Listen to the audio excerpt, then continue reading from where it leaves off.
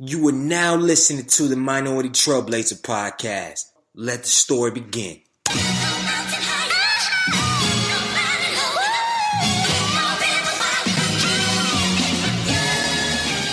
One time for the lovers, 2 times for the ladies, 3 times for the brothers, 4 times for the babies. Do you love her? Do you love her? Do you love her? Do you love her? Do you love her? Do you love her? Do you love her? Do you love her? Do you love her? Do you love her? Do you love her? Do you love her? Do you love her? Do you love her? 1 time for the lovers, 2 times for the ladies, 3 times for the brothers, 4 times for the babies. Do you love her? Do you love her? Do you love her? Do you love her? Do you love her? Do you love her? Do you love her? Do you love her? Do you love her? Do you love her? Do you love her? Do you love her? Do you love her? Do you love her? Do you love her? Do you love her? Brown skin, love her brown skin, love her brown. Brown skin, love her brown skin, love her brown. She my brown skin, love her brown skin, love her brown. She my brown skin, love her brown skin. Hold me down. Welcome to the Minority Trailblazer podcast, and I'm your host, Greg Ehill, the Culture Change Agent. On this show, we interview young, successful minorities in a variety of fields to educate, empower, and inspire our current and future generation of leaders. And as always, I got a show for you today. I am incredibly excited about our guest today. One, I love her accent because I know anybody that knows me or knows the podcast, anytime I get an opportunity to interview somebody from the UK, I just get excited. Like the podcast is always on 10 because I don't know, something about their voice just makes me chipper. It makes me excited. It makes me happy. So I'm excited to bring her on, and more so too, because her story is so dynamic, from dancing to what she does on the digital space to coaching, the consulting. I'm like, it doesn't make sense. Like when I first started researching her, before I even invited her to be on the show, I thought there were 2 different people, because I'm looking online, I'm saying like, okay, cool, the dance and choreography. And then I look online, I see the digital space. I'm like, digital stuff is kind of complex. I mean, outside of like storytelling and crafting, the stuff that she does digital is not just simply that. And how she's been able to grow a team and all the other good stuff. I said, yo, she will be a dope person to have on the show. And I'm going to read a snippet of her bio. She is a powerhouse in the world of creative entrepreneurship and professional dance. She started out as a dancer for Madonna before working as a choreographer. As a professional dancer, she worked alongside high-profile artists and brands in every aspect of the industry: television, pop promo, live events, theater, advertising, education, all that good stuff. And nowadays, she runs Doodle Direct, which is a fast-moving visual communications firm that makes slick animated videos to boost companies' internal and external communication. Doodle Direct has done work for major clients like Knight Frank, Vauxhall, and the Food Standards Agency. And their success was acknowledged last year when she won the Arts and Media Rising Star Award at the 2017 Black British Business Award. So without further ado, I would like to introduce Kymberlee J to the Minority Trailblazer podcast. Welcome to the show. Thank you so much. Oh my God, you're brilliant. You are so brilliant. I am so happy to be here. This is fab. And side note, it's like 9:30 a.m. US time. For our viewers and guests, what time is it over there in the UK? It is 2:30 p.m. So it's afternoon tea time over here in the UK. So quick question, what does that mean? Because I always hear like afternoon tea, tea times, biscuits and tea. Like what does that mean? Can you break it down for our US audience? It's like an excuse to eat cookies and not feel guilty about it, basically. Do you really do that? We really do that. It's a little more traditional, I guess. I don't suppose we do it as often, but I can remember being a kid and that being something that, you stop, you have a cup of tea, you eat biscuits or cookies, as you call them. And everyone feels great. That's a thing. So, yeah. I'm just grateful we finally connected. Yes. I mean, I'm crashing cars. You chipping tubes. Right? I'm like, man, it must be bad luck. I don't know what's going on. Well, no, it's awesome. We've finally done it. Yeah. Yes. I'm grateful. I'm grateful and honored for your time, and I'm thankful for your flexibility. I'm luckily entrepreneurs always have a spirit of flexibility and adjustments because things happen on the fly. But I'm happy to have you on the show now. Thank you. It's great to be on the show. Gotcha. And I like I always said, I think I've had 3 people from the UK ever on the show, and I just always love talking to people in the UK because the accent is so effing cool. Like it's like, yo, I always envy that. I wish they had. Hopefully, like in 20 years or 50 years, you can like pay like $100 and this guy put the chip in and I can have a British accent for like an hour a day. You want a silly British accent as well, do you? Yeah. It always makes you sound more chipper or more of an asshole. Like it's either chipper or asshole. Yeah. We've got that nailed. And I got a selfish question before we even enter this. I'm a huge boxing fan, like huge boxing fan. Are you familiar with the boxing scene in the UK? Well, vaguely, yes. So do you know who Anthony Joshua is? I certainly do, yes. Are you a big fan of Anthony Joshua? I am a fan of Anthony Joshua. Yeah, he's done some brilliant things, not only as a boxer, but also as a role model for young people within sports. So he's done some really, really cool things. And interesting story, I am very remotely related to him. Are you serious? Yeah, via marriage, but very remotely related. I've never met him, but I found out quite recently that I am remotely related to him in that his father-in-law is married to my aunt. Oh, wow. So that I mean, that's seriously, that is like, so you're not like some distant cousin. No, it's not that distant. Okay, wow, that's crazy. That's crazy because I'm a huge boxing fan. I rock with Anthony Joshua. I just want him to fight Deontay Wilder. Like, when is he gonna fight Deontay? Because that's been such a big beef, back and forth. Eddie Hearn, Matthew Boxing, the lies. Like when they fight, if they fight in the UK, I'm coming to the UK. I gotta go to the fight. Okay, right. Because I mean, but I'm like, you gotta fight Deontay Wilder, man. Like, what you doing? But that's either here nor there. I can go on a whole nother rant about that, but as we always do, everybody that follows the show, we always try to show off with a quote or a mantra from our guests to really get the direction of the show going and get the energy up, which is already up. So if you could share with us, Kymberlee, a quote or a mantra that you live by and a story about how you apply that in your everyday life. So I tend not to do quotes because there are a million of them on Instagram and they all feel completely disingenuous now. But a mantra that I do live by is that no is not an option.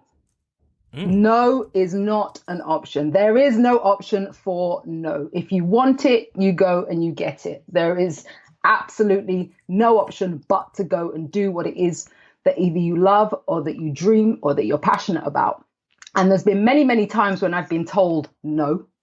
It started off from being quite young, actually, of course, you know, with parents, etc., not necessarily believing in the ideas and the goals and the dreams that I had because they were being parents and because they were being, you know, they wanted to protect me. But no wasn't an option for me at, 15, 16 years old. I still wanted to go ahead and do what it was that I wanted to do. And I went ahead and I did it. And from that point onwards, I've been pretty much, I would say 100%, full force going at it. I don't believe in the word no. Gotcha. I won't accept it. So if you could tell us, like, when's the last time you've heard, I don't know, you like, shoot, I heard no yesterday, but when's the last time you heard no outside of like maybe with your children or something like that? Like, when's the last time you heard no? And that you was like, yeah, okay, cool. And you figured out a way and you pivoted around it. When was the last time I heard the word no? That's a really good question. Are you big time now? Hey, no is not no. Yeah. No don't come no more, right? I think maybe it's just that I've completely blocked it out. Oh, wow. And I don't hear the word. So it's like so something happens and be like, nah, we can't do it right now. It's like, okay, cool. And it's just your mind now is mapped to not necessarily hear the no, but to always look for the other door. Find the solution. Find the solution to the problem. That is exactly what it is. And there's always a solution. And even when you think that there isn't a solution, there is a solution. There is a way around everything. Similarly, when people believe that, right, we've got to stop this because this has failed or this doesn't work anymore. Actually, it's about rerouting the path. It's not about whether or not it's failed. Failure is another word that doesn't exist in my vocabulary.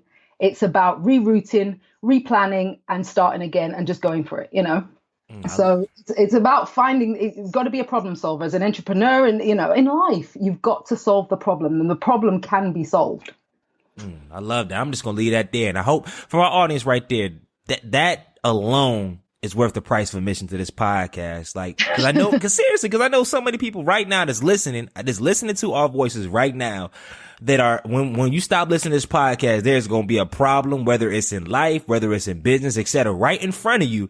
And that problem for some people may have been an hour. For the problem, some of you it's been on your mind for a month. For some of you, it might have been on your mind for a whole years. And it's like, hold up, just reroute it. Like there's another way, that there's more doors in that house. But before we kind of get into that preaching mode, because I know you could probably take it in, let's go back to your story, because you have a plethora of different unique experiences. But let's go back to your story before Doodle, before dancing, before coaching and consulting, all this other stuff. Who are you and where are you from? So, I was born a few years ago. We won't go there. I'm certainly an early 80s baby. Uh-huh. And I was born in a small town in the north of England called Huddersfield. And then I moved to the city, to London, with my family when I was 7 years old. And the small town I came from, which was quite a rural place, and a very sort of quiet and comfortable place to grow up in, meant that there was a huge culture shift when I finally got into East London, into the city, into the hood, essentially. And I basically, from that point onwards, had to learn how to, again, go for what I want, protect my interests, and, make sure I stayed on the right path, because there were plenty of opportunities for me not to. And so moved to London at 7, also moved to London with a strange accent, because, of course, just like you have in the US, we also have regional accents here in the UK too. Oh, wow. So my accent's quite neutral now. As I've got older, it's sort of flattened out a bit. But when I was younger, I had quite a strong northern accent, which is very different to the London accent. So that it meant that I was definitely a target in school for bullies, and, sort of generally just the kid that I was always sort of much bigger and wider than the other kids. For my age, I was a big kid. And so, I was very much sort of targeted and bullied quite a bit throughout school. And it was difficult because at that time, I didn't necessarily have a way to control it as such. It wasn't something that I went back to my parents. I come from, my parents are, my mother's German. My dad is from Grenada in the Caribbean. Oh, wow. And their kind of stance on it was, in Europe, don't wow. come home. Yeah. Their stance was, don't come home and tell us you're being bullied. Sort it out. Do something about it. Which is, easier said than done. Yeah. 8-year-old kid, but my parents were not having it, that was just the way that they were. So it took a long time. I'll be honest, it took a long time for me to kind of find myself, and find that kind of self-esteem and that confidence to be able to do something about it. And it was through actually finding dance that I did that. I was able to do that. And so I guess that's the next stage of my story was being able to find dance. But ultimately, as a child, it was centered around this big move into a big city and realizing that, wow, life is not easy. Yeah, man. So question around that before we kind of transition, because I think the arc of this podcast will be, after this question, try to transition to dancing and how you got into that, and then your background in that. Then we'll talk a lot bit about Doodle and the startup of that, and how that transitioned from dancing to creating an animated digital company. Then of course I definitely want to touch on briefly your coaching and consulting and kind of doing that. And then we'll talk about the future. Then we'll close it out. But question for our American listeners that are tuning in right now, we have listeners across the country, of course, but primarily it's in the States. Is the experience being a person of color in the UK, is it a little different, or how is it growing up being a person of color? Was color an issue, or? Was color an issue? This is the thing. I never saw my color as an issue. And to be honest, I don't know if anybody else did either, because I always remain quite ignorant towards it. I wouldn't allow my color to be an issue. I've never allowed my color to be an issue. And even as a child, I was very aware. I was quite self-aware because my parents were great at being able to instill both the Caribbean culture and the European heritage and European culture in me. So I have a brother and a sister as well. We all grew up knowing who we were and where we were from, which was great. Now, interestingly, here in the UK, being mixed race, you don't necessarily identify yourself as black, which I know that you do in the US. And if I was to move to the US, I'd be considered a black woman. Here in the UK, it's slightly more relaxed. It's a little bit more sort of loose.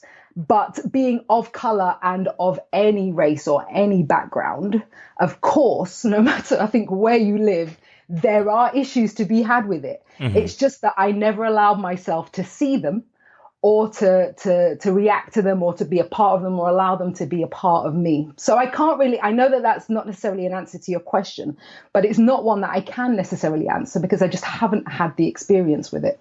No, that's all I needed. Because I mean, I always try to ask that because it's crazy. The podcast that we just released yesterday was a teacher and a person that has an amazing for-profit company that helps educate young children on their blackness in the States, because, in the U.S. it's very different because we were here on a very different way. So I always try to get perspectives from those outside. But the crossover, to start with dancing, because I know you had a background in that and you still operate in that space. So coming from around 15 years old, what kind of led you down that road? And how did you kind of stay in that role? Because I know I've had one dancer that is professional dancer in the United States on this podcast. And the dancer industry is very different, very unique, and very difficult to A, get in, and then 2, stay in. So share us about that experience doing that. Yeah, so I actually started dancing when I was 11. Okay. And I began... I have to say that, when I started as a dancer, I always say this, I had 3 left feet. I was so bad, really bad. But I began with the local youth and community center. So I didn't go to a prestigious dance school or anything like that. It was just a local youth center, and they offered these dance classes once a week, or these dance sessions for children. And so I begged my parents to go, and they finally relented and said yes. And this class was, it cost 15 pence, what would be the equivalent of probably about 20 cents to take a class at that time. Yeah, it was subsidized by the government. It was cheap. It was this program. They thought it would give the kids something to do. Right, fine. So I went along, and I was terrible. I was absolutely awful. And I was probably awful for about 3 years as well. But what kept me at it was just the friendships that I built there, and just the family that I gained from being within that space. I loved turning up, trying to do the choreography, getting it completely wrong, but having a great time with people there, because it was a complete escape from what was going on at my school, where, nobody liked me, and, it was having a lot of trouble there. But within these dance classes, I had so many friends, and they were all so supportive of me. And as I said, I was the biggest kid there. I was the widest kid there, but nobody cared. That everybody just sort of got on with it. And it wasn't until I was probably about 15 that I thought to myself, what would be amazing would be if I could wake up every morning and do this. This is what I want to do. This would just be incredible. Now, of course, my parents were not of the same mindset. And actually, they raised me to be quite academic. So I'd already had my heart set on a career, and I was going to do forensic pathology. Before it became fashionable, before the days of CSI. So I was going to do forensic pathology, and I'd already sort of determined the school I was going to go to, and my majors and everything that I needed to do. It was set, but I woke up every morning thinking, I just want to dance. I love to dance. And to be honest, when I chose the school that I wanted to go to study the sciences that I need. So I studied biology, chemistry, and mathematics. When I chose the school I went to, I actually chose it because they had an incredible dance studio. Not because they were necessarily incredible in terms of teaching biology, chemistry, and mathematics. And I found myself going to this to this school. And at the time, over here in the UK, between the ages of 16 and 18, we have what's called college. Now, I know that your college in the US is when you're sort of 18 plus and you go on from there. For us, it comes slightly earlier in our educational journey. Mm-hmm. So I went to this college and, I was finding myself turning up for some lectures and not for others because I was in the dance studio playing around. And I found myself being recognized in the college for the dance stuff that I'd done before. And people would say, hey, can you teach me this move? Can you teach me that move? So I'd be like, yeah, sure. But suddenly I'm getting really popular in this college because I can teach the moves. Uh-huh. So from there, I finished college pretty much hating the academic side of what I did, but continuing for my parents. And I went on to university to do my degree in biomedical science. Oh, wow. And I got 2 years into this degree. And one morning I woke up and I said, you know what? I can't do this anymore. I cannot do this anymore. I want to try the dance thing. Let me give it a shot. If it all falls apart, I'll go back to university. I'll continue on the course and I'll do it. But if I'm gonna do it, I've got to do it now. Mm-hmm. And I was 19 at that point. So I quit university and I called my parents and they near damn well had heart attacks. Oh, so you quit before you called? Yeah. Oh man, you didn't even get him confirmation? Hey. If I do something, I'm going to do it, Yeah, they were not impressed. In fact, they were devastated, to be honest, because, of course, they also knew how difficult the industry was going to be for me and a challenge it was going to be. And the odds on you making it in entertainment, let alone dance, is slim to none these days. And back then it was the same. So essentially, I dropped everything and decided I'm going to go and I'm going to dance and I'm going to attempt it professionally and I'm going to see what happens.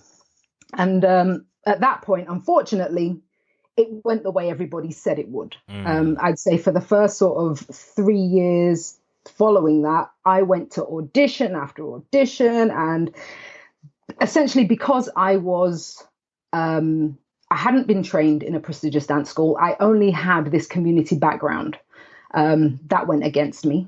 The fact that I was a hip hop dancer, so I didn't do any other of the classical or contemporary dance styles, no ballet, no jazz, etc. That went against me. The fact that I was a female hip hop dancer. Oh wow! Because especially over here in the UK, it was very male oriented. If you were going to do hip hop, only guys did hip hop. Mm-hmm. Wow. And then. Well, actually, if women did hip hop, you could do hip hop, but it would mean wearing a bikini and shaking your booty on a car. Oh, man. And that was as far as it went, really. And then finally, because I was considered plus size for the industry. And I was a plus size dancer. And I've been recognized as probably the UK's first plus size professional dancer. Oh, wow. Which is a great achievement. Yeah, golly. That's... But all of these things went against me. And it got to the point where I was going to auditions and they wouldn't even see me, let alone watch what I had to do to make a decision. Wow. Like I'd rock up at the door and they'd be like, nope, we don't want to see you dance. We're not even interested. And that happened a lot, so much, hundreds of auditions, came and went. And to be honest, there was a point where I was feeling really quite deflated. And I got a few sort of small gigs. I gate crashed a music video. My first ever professional gig was on a music video for a band over here called Mystique. And I literally got that gig by finding out from some of my friends who had been booked on the gig when it was, and then sort of turning up and being like, yeah, you cast me. Yeah, I'm supposed to be on the list. And they went with it. Oh, man. So that no was not an option. Listen, no is not an option, but I'm not necessarily suggesting that that's a strategy for any dancers who are out there listening. I'm about to show up and do the direct, be like, yo, I am the CFO now. Like, no, yes, you hired me. I sent the direct deposit. Like, yo, what's up? Kim, why you fronting? Yo, what you mean? Exactly that. Exactly. Oh, man. But it was a great experience. I did a music video and, at that point it gave me a bit of a lift. But again, going back to auditions, it was all just, it was a complete nightmare. And then it was a few months later when I got an email from a friend of mine who I was really close to. She used to come to all my auditions as well. We used to audition together. She often got given jobs and I didn't, because she looked like a dancer. You know, she had the look, she had the training, etc. And she said, there's this major sports company looking for dancers for their next commercial. And there's an open audition. We should go. I wrote back to her and just in capital letters said, no. Oh, man. No. That one I'm not going to. I do not want to be embarrassed in front of a major sports brand. That's fine. You know, and she said, well, what else are you doing on the day that it's happening? And I was like, well, nothing. And she said, well, you know what? I want to go. Will you come along with me? I'm going to need someone to wait with me. So I was like, you know what? Fine. I'll come along with you. When we went down to the audition, unlike most auditions, there were over 700 people there. God. Audition. So the queue was huge. The line was massive. And so we were told that there would be sort of a 6 to a 6.5 hour wait to be seen. Mm-hmm. Of course, I was ready to go home or go shopping, one of the two. And my friend was like, no, please, we've got to wait. We're here now. We're going to wait. All right, fine. So we waited and we got to the front of the queue and the casting director, he gave us both the forms to fill in. And I said, I'm not doing this audition. And he said to me, why not? And I said, wow. You know what? It's fine. I'm not going to do it. And he said, well, you've been in that line for 6.5 hours. You may as well do something with yourself today. Wow, that's a unique cast right here. Because he could just, all right, cool. Yeah. Wow. Yeah. So I said, okay, well, fine, fair enough. So we got actually inside the building now. And there's this huge buzz going around the room that that the choreographer is looking for booty shakers. He's looking for booty shakers. And I was just like, oh, my gosh, because all of my dance training, anything that I'd ever done in hip hop, it was the breaking, it was the popping, it was the lock-in, the boogaloo style. You know, it wasn't anything to do with being, sexual in any way. I wouldn't know how to be sexual even if I tried. Mm-hmm. So I thought, well, this is going to be a mess. But hey, I'm going to walk in there anyway. So just as the buzz was going around the room, got into this room in front of the camera, and the choreographer there, who wasn't the main choreographer at the time, he said, look, what we'd like to see is your best sort of booty shake. So give us your name, tell us where you're from, and do your booty shake. Oh, so wow. I got in front of the camera and I said, hey, my name's Kim. I'm from East London, but I'm not going to booty shake because that's not what I do. But this is what I do. So I did this little pop-in set and I sort of showed them a little bit of what I did. And I walked out of there laughing because I was like, there is no way that's going to go anywhere. But I got a call that evening saying, congratulations, you're through to the next round. Oh, wow. Now, that hadn't happened to me for years. Wow. So I like, okay, this must be some kind of joke, but fine. So the next round was the next day in another studio. And they'd taken that cut from nearly 700 girls down to 50. Oh, no, even 30. It was a top 30 from there. Mm-hmm. So there was been an immediate huge cut. And when I got in that studio, there were some incredible dancers, like beautiful ballerinas and jazz dancers, all very sort of long and lean and gorgeous. And then there was me with my my cap turned backwards, wearing my hair. So the casting director at the time, at this point, you were hooked up to like a live link up to the choreographer who was in LA at the time. Mm-hmm. So he could see what was happening, but we couldn't interact with the choreographer and we couldn't see him either. And the casting director says, right, great. Congratulations. You're all here now. This is fantastic. What I'd like to see is all of your dance training, all of your jazz, all of your tap, lyrical, contemporary, ballet, anything ethnic that you do. So Bollywood or any African dance styles, and then anything else you can do. So, of course, at that point, I exhaled and said, right, okay, I shouldn't be here because I've never done any of those dance styles. Uh-huh. I took the casting director to one side and said, look, I don't want to waste your time. I'm going to leave because that's not what I do. And he said to me, just make it up. I was like, what? He said, just make it up. Just go out there and make it up. So I thought, well, this could be fun.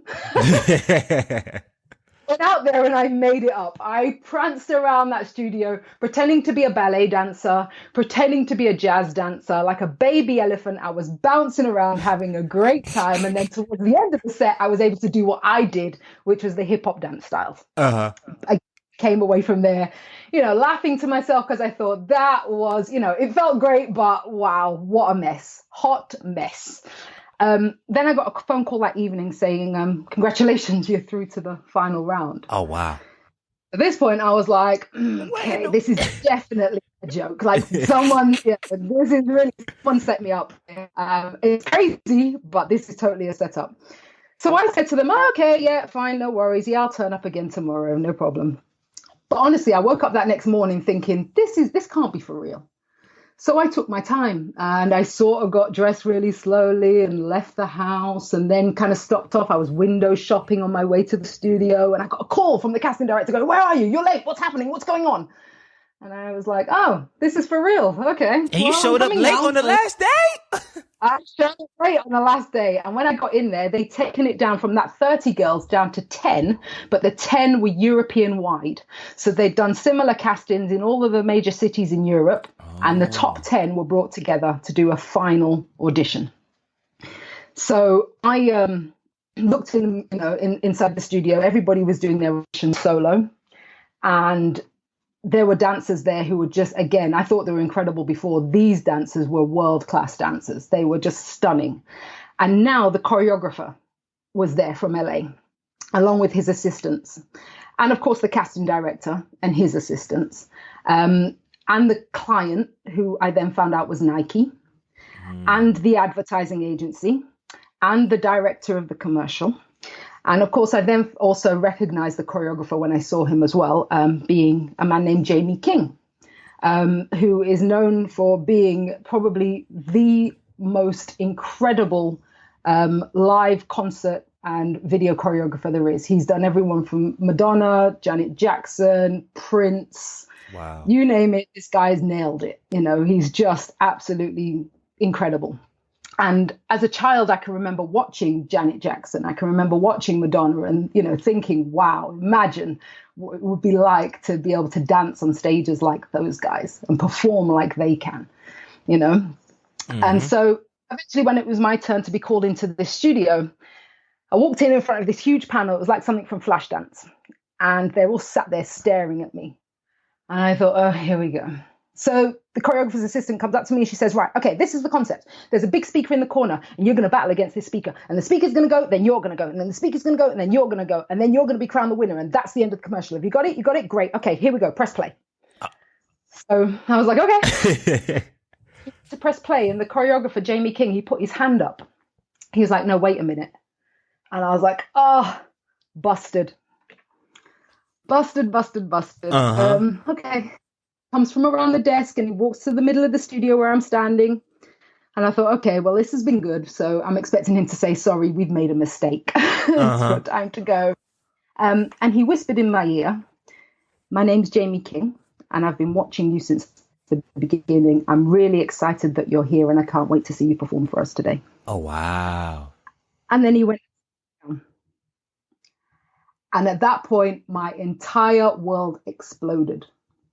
It absolutely exploded because for years, all I wanted was that recognition that I was a real dancer, even though I couldn't afford to go to dance school, even though I hadn't trained the way the others had, even though I wasn't built the way a dancer should have been built, according to industry standards. I just wanted the recognition. And I was so tired of being told you'll never make it. But for this man, with his background and his experience, to say he's looking forward to watching me perform. Listen, I forgot that I was even in an audition. I forgot who the client was. I forgot what was going on. I literally was on a higher level in another world. They pressed play on that system and I went nuts. I bet. My heart out just for the love of it, just for everything that it was, because I thought, you know what? This is everything I've worked for, this moment right here. So I danced. I said, thank you very much. I walked out of that studio. I picked up my bag. I walked, away and just thought that was the best experience of my life. And, I'm pleased that I've done it. And it's been great. And it won't go any further. But for that man to recognize me, that is wonderful. And then a few weeks later, I got a phone call from my dad, because at that point, I'd actually ended up moving back in with my parents, as you do when you're a broke dancer, unfortunately. And I got a message from my dad and he was like, oh, you've got a fitting on Friday. And I was like, Dad, what does that even mean? He's like, fitting on Friday for the Nike commercial. Wow. I was like, what? He's like, I don't know. You've been booked for a Nike commercial. And I was like, what? And I went through that entire process of filming that commercial, believing that they had made a mistake. I was so sure I was going to get cut still. They fitted me and kitted me out. I had private rehearsals with Jamie King and his assistant. You know, I went through, we did all of the rehearsals. We did all of the filming. We did all of the digital stuff after the filming. They did interviews with me, etc. But I was just convinced this isn't actually going to get seen, is it? You know, millions of pounds they spend on these commercials, but this isn't actually going to get seen, you know. And after that, you know, we shot in the September, and of course it takes a while for the editing and for them to put the campaign together. And, you know, I didn't hear anything from them. So fine, you know, and I expected that, and I expected it not to go live, and it was okay. The dance thing all went downhill again. Shortly after that, I actually ended up entering a reality TV show over here because I've been told by the producers that I'd be really good for reality TV. And I was like, you know what, I'm just going to try. And Wow. I ended up being the laughing stock during the audition stages on this reality TV show because the judges tore me apart. And saying, you don't stand a chance, you'll never make it. This isn't, you know, give up, quit whilst you're not even ahead kind of thing. So I came away from that completely, you know, finished and decided I was going to stop the dance thing. I needed to go back to university. I needed to, you know, to come back to reality. I'm going to go back to uni. In the meantime, until I start university again, I'll get a proper job. So I got a job doing administration in an office. And I was feeling, this was right through until February. And I was feeling, you know, quite deflated one Friday evening. And I'm sat at home on my bed, messing around on my laptop. And I could hear, the TV was on in the background, and I could hear a piece of music. And I'm like, that music sounds familiar. I know that piece of music. And I looked up, and at 9 p.m. on one of the major television channels was my commercial for Nike. And my phone started blowing up, and I was like, oh my God, I see you. This is incredible. Oh my God. You know, everything just went absolutely crazy. The next morning, I called my job and basically said, I'm sorry, guys, I quit. I'm not coming in. I'm going to dance. I'm going to do this. I am going to make this work. I'm doing this. And from that point, essentially, I haven't looked back. Wow. I just gotta. I feel like I just watched a movie, and I'm like, yo, this is a movie. This doesn't make it makes sense, but it's just so down to every detail. Like this is it, man. I can't wait till. I'm not. This is going to sound really weird. I was about to say I can't wait to the end of your life so I can see the movie and stuff like that. But I'm gonna say that comment right now. But yo, that's freaking. There's so much stuff I can get from that. But I'm just gonna leave that right there because that story's enough. I mean, 3 years in the game, you working. You are at an audition, 6.5 hours, 700 people there, and that's just for one site because there's multiple sites. So I mean, thousands of people competing for one. First of all, your friend was being a good friend and asked you to come because that's usually dancers like more competition. No, there's only one role. And then you just kept going and going, showed up late to the final audition, had one of the most legendary people in your industry, period, and randomly come up to you and say, yo, I'm excited about your audition. You're like, what the heck? I was a person with 3 left feet in like 6 to 7 years ago. And then 9 p.m. on national television, and you see yourself dancing at a night. You just can't make that stuff up. So what's so crazy is, because I know after that, and I know we don't have the time to really dig, because I know you've done some phenomenal work with some legends in the dancing space.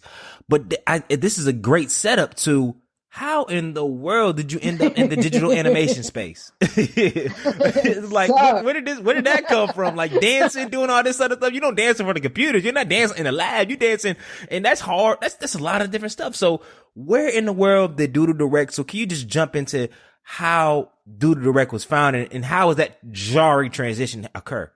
Absolutely. So Doodle Direct. So we create animated video for business communications. And it began after I had my son. My son's now 7 years old. And I'd had a phenomenal career in entertainment. I loved it, but it meant me doing lots of traveling, and it was a completely up and down schedule. There was no consistency about it. And I thought, you know what, I just want to be a mum. I just want to be a mum to my son. So I decided to quit in entertainment as a performer and as a choreographer, and just stay home and raise my son. The problem with that was I'm not a stay-at-home raising children kind of person, I learned. And actually, it all backfired on me because I ended up with quite bad postnatal depression. And I, ended up having counseling and, therapy. And it kind of boiled back to the fact that I'm very much a go-getter. And I need to have something to focus on, something to work on, something to focus on to keep me going. And that can't just be crying babies and nappies. It's got to be more. So thinking about that, I was open to the idea of potentially, doing something new. And I'd always loved video editing, off of the back of my choreography, music editing and video editing. I knew the basics. I had basic video editing software, and I knew the basics of animation as well. Wow. But I didn't ever do anything with it. I just enjoyed, playing with it because it was fun. And you could do stuff, with live footage that you'd taken of dancers, and you could make it into something else. And so it wasn't until another friend of mine came to me and she said, hey, those animated videos that businesses have to advertise what they do? I'd really like one. And I've been to an agency and they have quoted me £7,000. So that's like $10,000 to have one made for 1 minute.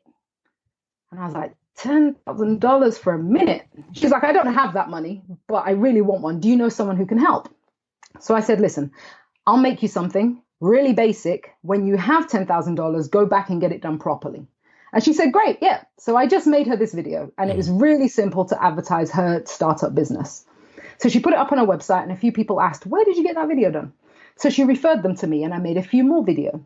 Now, considering I was doing this from home, I had the baby beside me in a bouncer, or toddling around at that time. He was in his little walker. I was charging next to nothing for making it because it was something for me to do.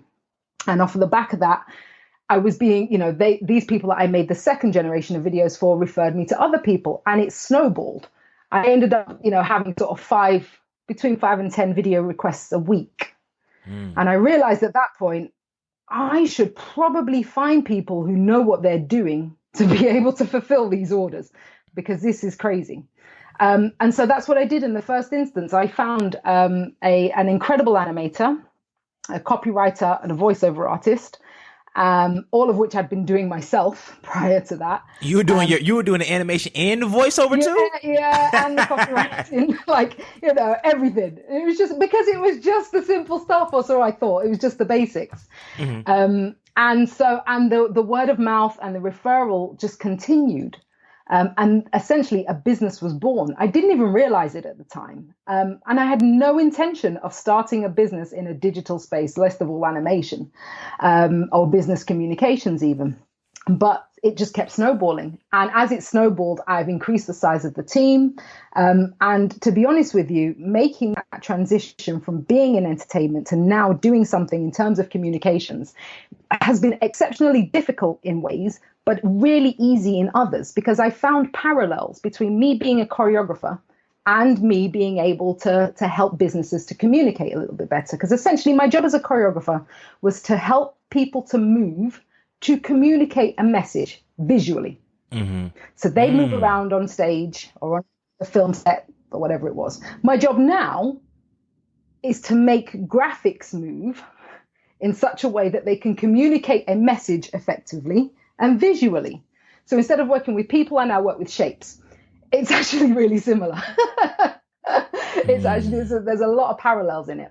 But in terms of working, with corporates, of course, I worked with Nike. I worked with Nike for a long time. I did that first commercial for them. It snowballed into a second commercial, and then I signed to them.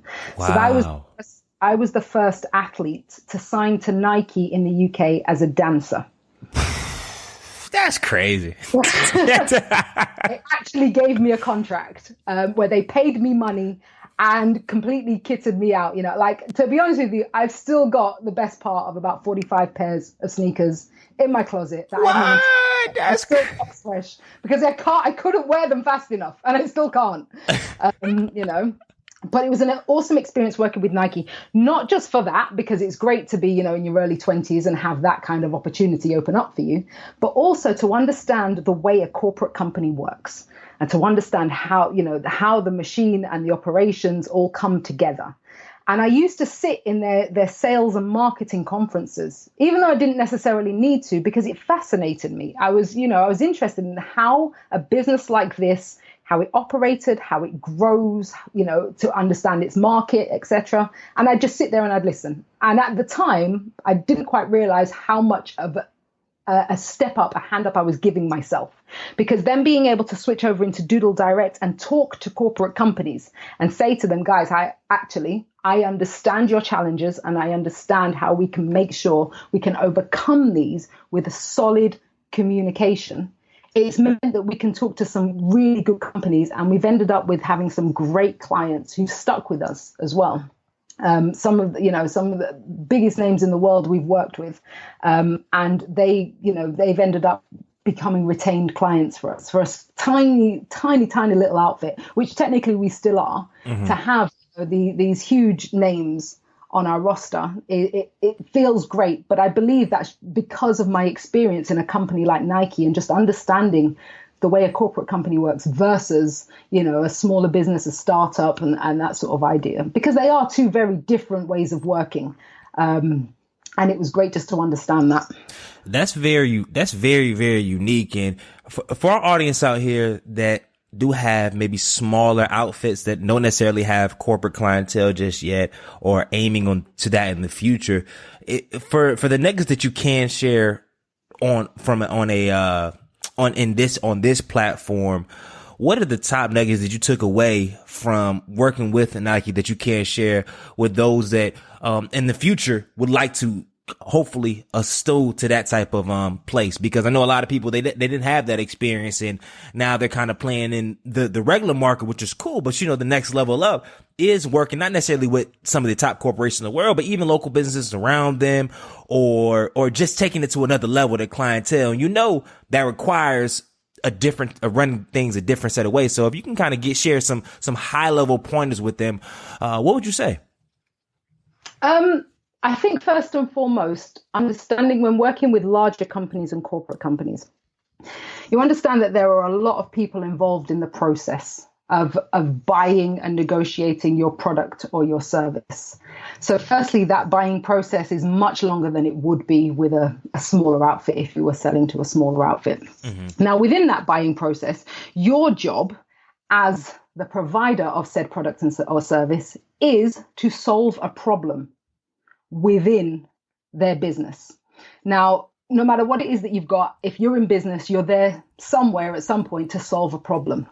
And understanding that when you're communicating with corporate companies, you're communicating with human beings that have problems to solve.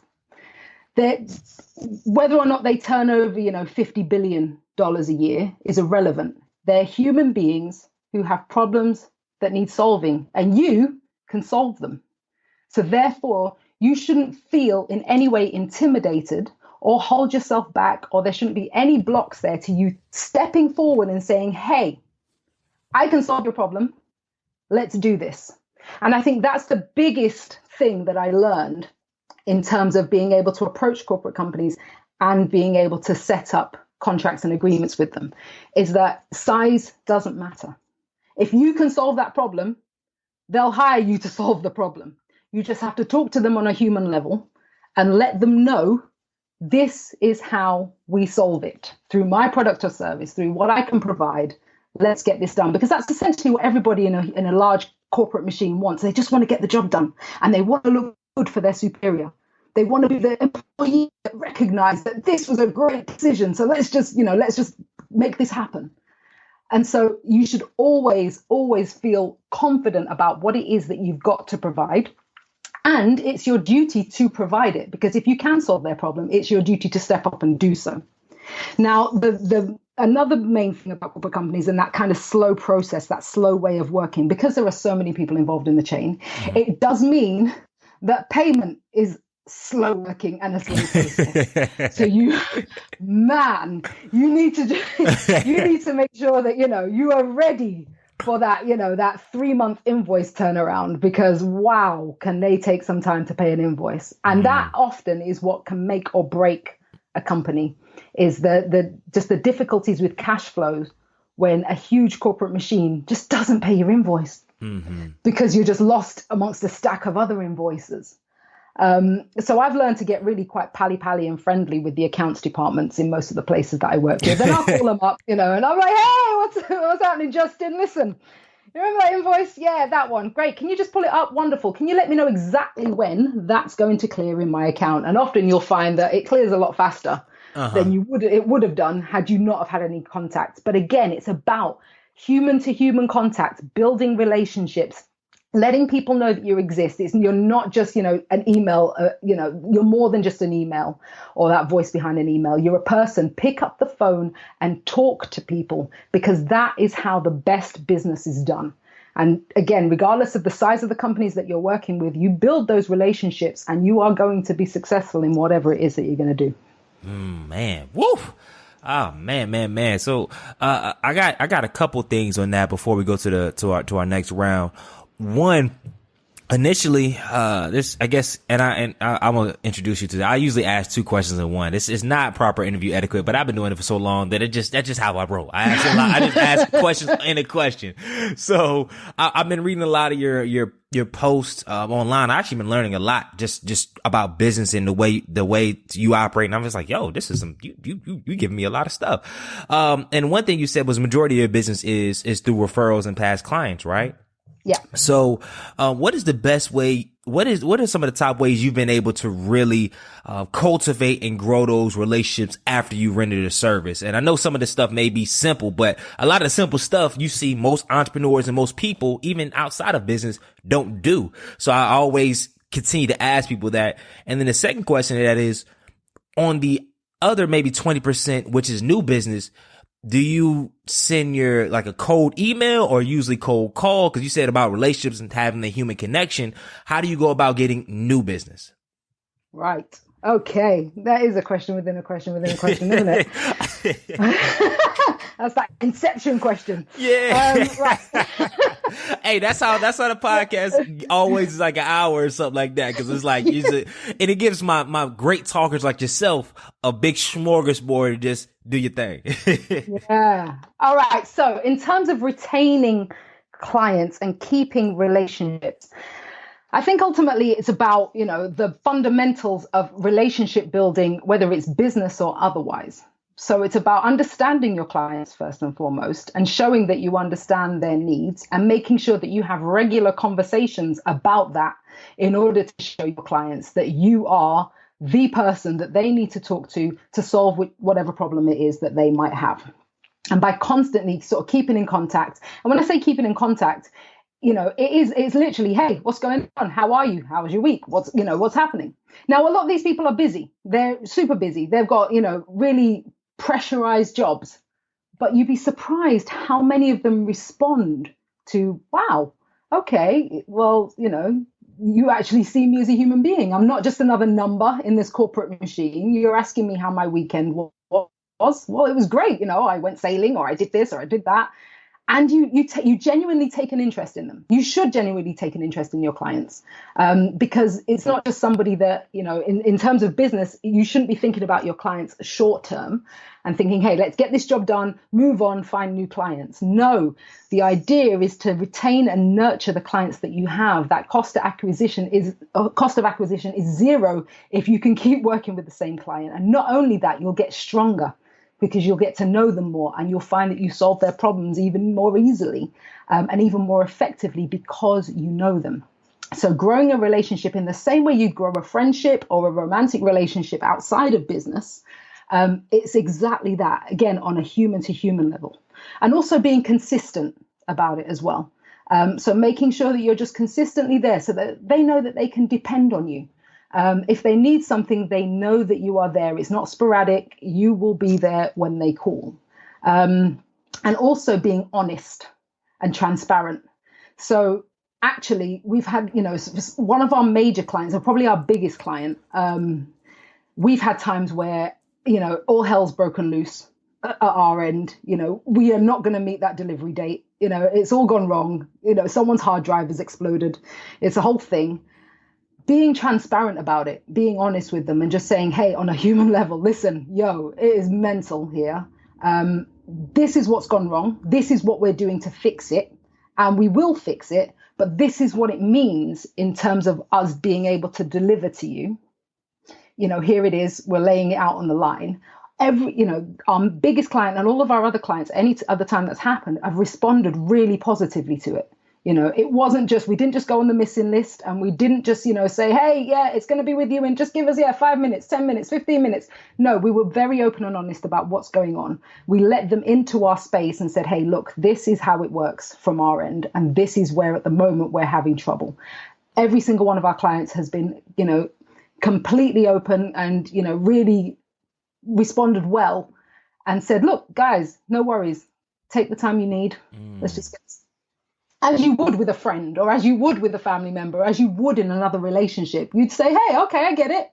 No worries. I'll sort things out on my end. You get sorted at your end and we'll regroup. That has been, a saving grace for us. And because of that, because they know that we're transparent, we'll always tell them if something's going to go wrong.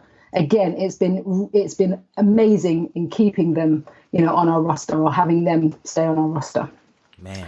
And then the second part of your question, which was about retainers versus new business. So we've only started our business development activity at the beginning of this year. Oh, that's wow. That's when I thought, you know what, let's kick this up a notch and let's do that. So I actually hired a business development manager full time to focus on it. And actually our business development process is cold calling, picking up the phone. And here's why. Because I know a lot of people say, oh my goodness, are you crazy? Nobody wants to receive a phone call. Well, actually, you're right. Nobody does particularly want to receive a phone call if you are selling them something that they don't want or they don't need. So in the first instance, you need to make sure that person you are calling needs what you have to offer them, that you are confident and you can competently explain to them why that is. Secondly, if they do need your services, then you have an obligation to give them your services. So therefore, you pick up the phone and you say, hey, I know that, you're having trouble with X, Y, and Z. I can help by giving you A, B, and C. How do we make this happen? And that's what it's about. The call isn't, hi, my name is Kymberlee. I'm calling from Doodle Direct and we do the video and we would like to, that's not the conversation. The conversation is, hey, Mr. CEO, listen, I love what you do in your company. It's brilliant. I'm a small company. We're based in the back end of London. But listen, I know that at the moment your company is struggling with this and we've got a great solution for you. I'd love to work with you. How do we make this happen? Boom. And they answer. Mm-hmm.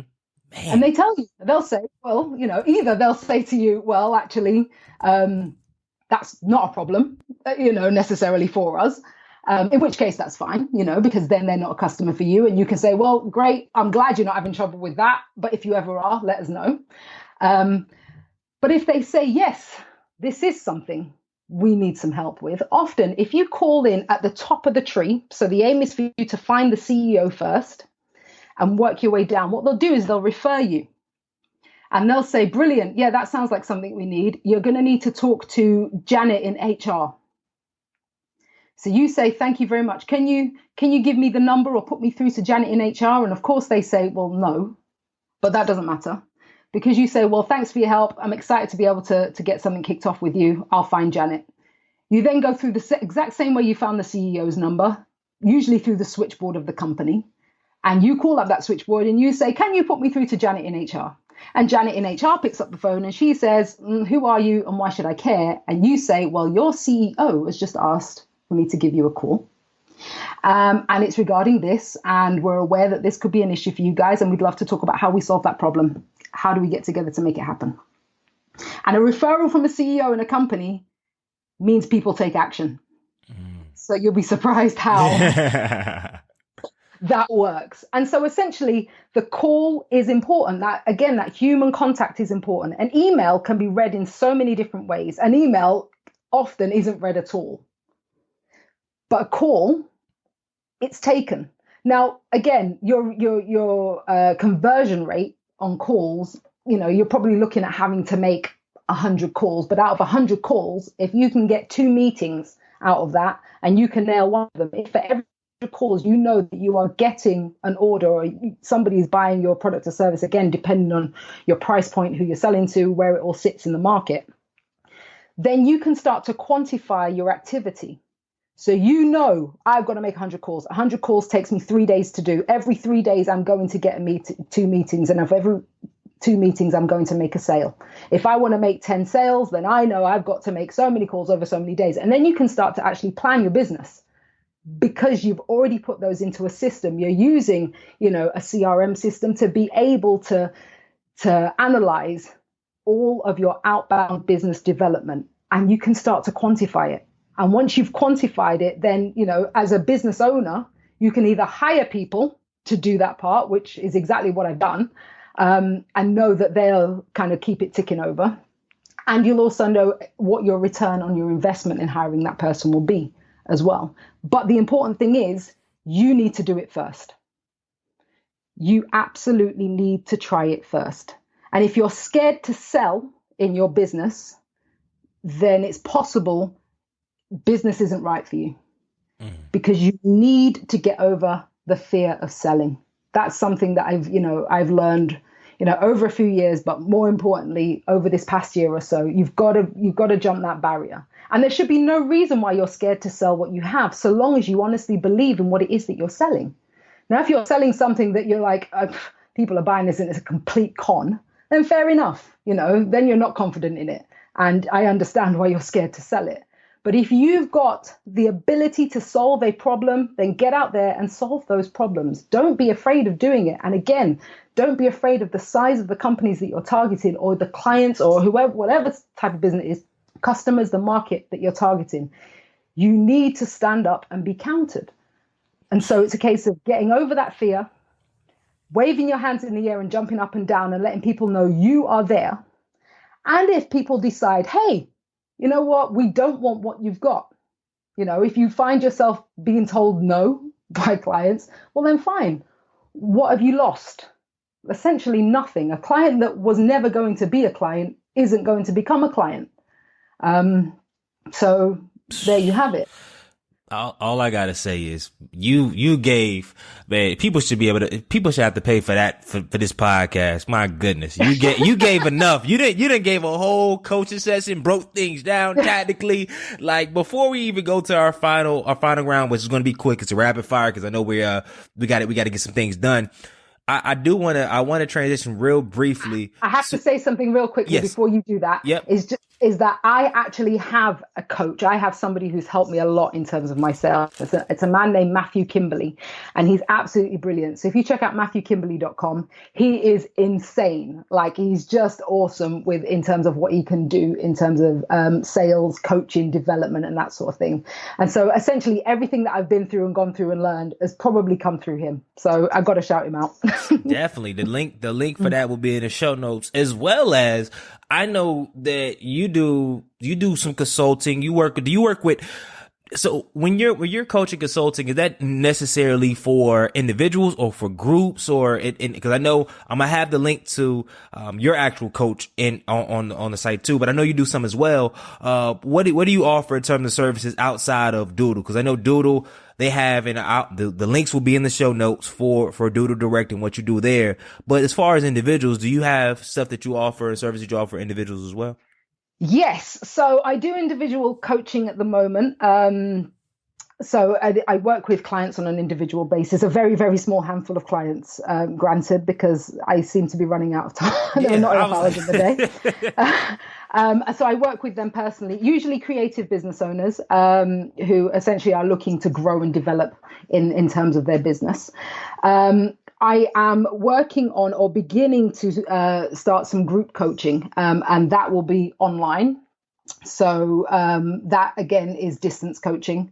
So anybody can jump in and on board with that. And again, it's about business development. It's about making sure that you're not only you've got the business that you want, but you've got the business that you're working so hard for, and you're getting the returns that you should be getting.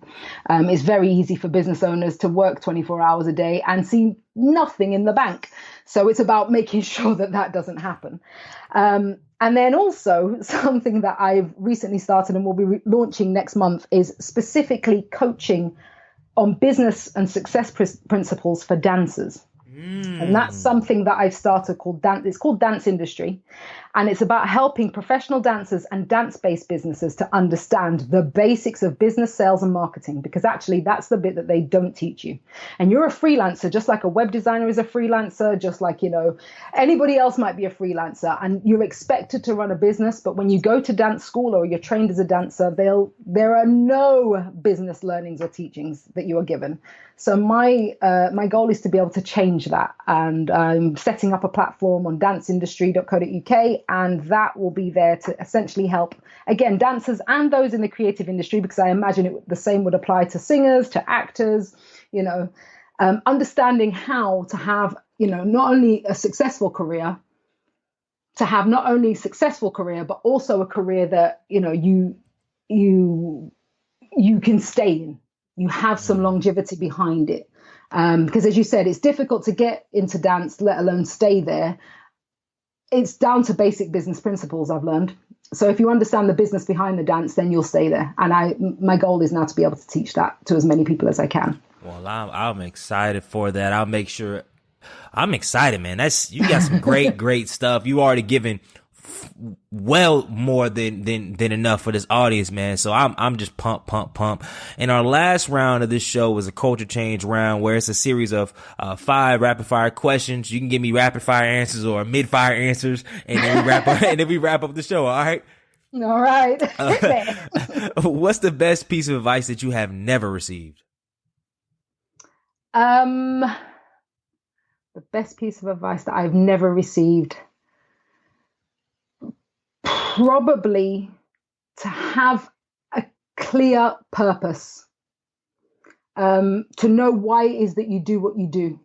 And of course, that's going to change over time, and that's fine. But be clear in the first instance and know that every time you get up out of bed every morning and you're going to do something, know why it is that you're doing it. Don't do things blindly. Don't do things because you think it's the right thing to do. Don't do things because other people have told you that's what the right thing is to do. You need to know internally, this is what I'm doing and this is why I'm doing it, because that's what's going to drive you to take action and make sure you achieve whatever goal it is that you're going to set for yourself. Say less. If you could add one habit and take away one habit, what would they be?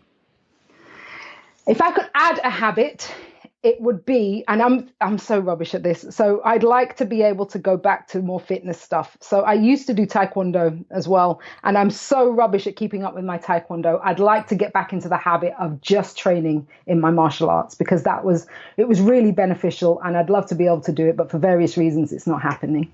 If I could take away a habit, it would probably be, and this is a bit of a strange one, it would probably be the idea of perfectionism. I'm having to train myself out of everything being perfect. And that's been a process for me. And I think that happens to a lot of people, because again, when you're in an industry like the entertainment industry, you've got to be top of the line, world class. Everything must be perfect. Everything must be aligned. But actually, it doesn't have to be perfect. It just needs to work. That's as much as you need. It doesn't have to be perfect. It just needs to work. So the habit that I would like to get out of is this idea, this thing that everything's just got to be perfect. Love it. It doesn't have to be perfect. It just needs to work. Boom. That's a quote right there. What is your favorite book or movie and why? I've got so many favorite books. Oh gosh, quite a few favorite movies as well. I always try to do the or, because some people are like, well, I don't read like that. So it's like movie, whatever. So if you want, you can give your top 2 books. Top 2 books, probably. And I mean, most of my reading is business based. So yeah, they're going to be business books. They're going to be entrepreneurial books. Seth Godin, who is a marketing god. He's the beast. He really is. So Linchpin by Seth Godin is an incredible read, as is, and I'm going to shout this out actually because this refers back to what we were talking about earlier. There's a book called You Can't Teach a Kid How to Ride a Bike at a Seminar. And it's a book about sales and how to sell. And it's by a man named David Sandler, and he developed something called the Sandler system. And it's a sales technique that I think everybody should know about because it's a way to sell without feeling sleazy and without feeling, disingenuous. It's really, really solid sales strategy. So you should definitely read that. And then third and finally, Jordan Belfort, the Wolf of Wall Street. His books are something else. Now, I loved reading them, but wow, if you want to understand a guy who just has the strangest life, the most incredible life, the most awful life, and everything sort of in between, then, The Wolf of Wall Street or Catching the Wolf of Wall Street. I've just finished Catching the Wolf of Wall Street, and it was absolutely brilliant. So yeah, try those. Man, woo! I love that. I love bringing new heat. I ever heard you can't teach a kid to ride a bike at a seminar, so I'm definitely gonna have to cop that book, and yes. I'm gonna make sure I put all that good stuff in the show notes. And our last two questions is, what is your biggest fear? What is my biggest fear? What is my biggest fear? It's really difficult to say. I mean, I can't say that I'm fearless, or can I say that I'm fearless? You could say because, that. Yeah, I don't, again, I don't fear anything because, if we're talking about the kind of the bigger or the more grander kind of ideas in life, a lot of people sort of fear failure, or they fear death, or they fear illness and that sort of thing. I believe that if it's going to happen, it's going to happen. And if you can solve it, you will solve it. And if you can't, then you can't. There's nothing you can do about it. So fear is almost a useless emotion. It's a useless, energy drain. Being fearful of something doesn't help you.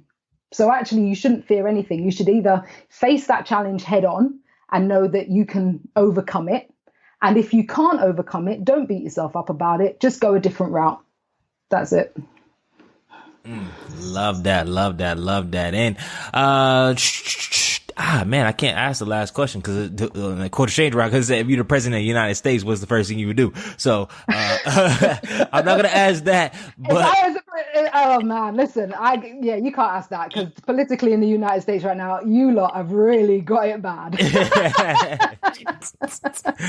But, as we end that, I do always ask this as we close out. This is the end.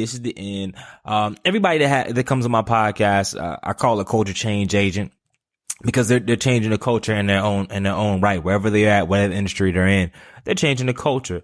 So, this question decides around that.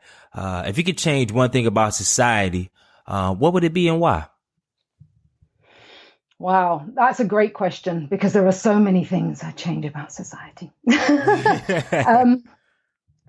I think ultimately everything that's wrong with society boils down to insecurity.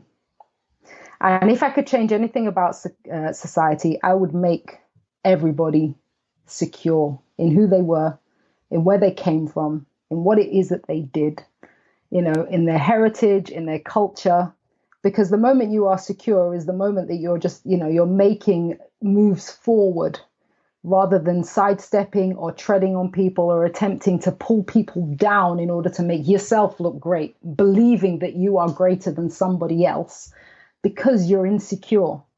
And I think a lot of what's happening in this world is down to the fact that people are insecure. And the things that they believe solves insecurity include that power, include money, and all that sort of idea.